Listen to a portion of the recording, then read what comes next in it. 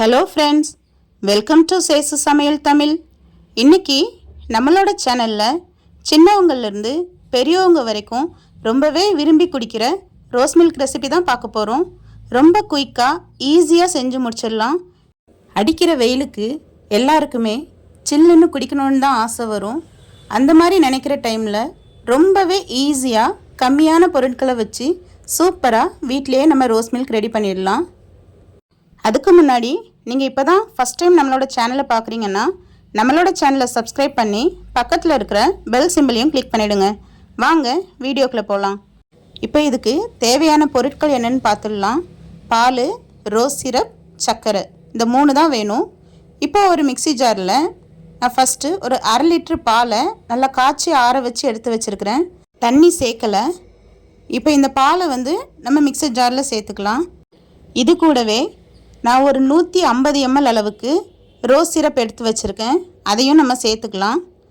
இதில் இன்னொரு 200 ml அளவுக்கு நம்ம தண்ணி சேர்த்துக்கலாம். நம்ம ஃபஸ்ட்டு தண்ணி சேர்க்கலை, இப்போ நம்ம தண்ணியும் சேர்த்துக்கலாம். இல்லைன்னா ரொம்ப க்ரீமியாக இருக்கும், அதுக்காக தான். இதில் ஒரு 4 ஸ்பூன் அளவுக்கு நான் சர்க்கரை சேர்த்துருக்கேன். இப்போ இதை ஒரு அரைச்சிட்டு வந்துடலாம். அப்போ சர்க்கரை நல்லா கரைஞ்சிடும், அதுக்காக தான். அதுக்கப்புறமா நம்ம ஐஸ் க்யூப் சேர்த்துக்கலாம். ஐஸ் க்யூப்பும் சேர்த்து ஒரு 2 ஓட்டு ஓட்டிட்டு வந்துடலாம். ஏன்னா ரோஸ் மில்க் சில்லுன்னு குடித்தா தான் நல்லாயிருக்கும். நம்ம ஃபஸ்ட்டு ஐஸ் க்யூப் போட்டோன்னா நம்மளுக்கு சர்க்கரை சீக்கிரம் கரையாது. அதுக்காக தான் நம்ம 2வது வாட்டி ஐஸ் க்யூப்ஸ் போடுறோம்.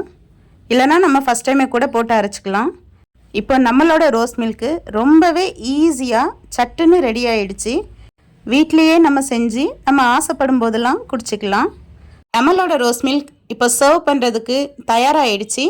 நம்ம கிளாஸில் ஊற்றிட்டு பரிமாறுறதுக்கு முன்னாடி அதுலேயும் கொஞ்சம் ஐஸ் க்யூப்ஸ் போட்டுட்டு குடித்தோன்னா ரொம்பவே டேஸ்டியாக இருக்கும்.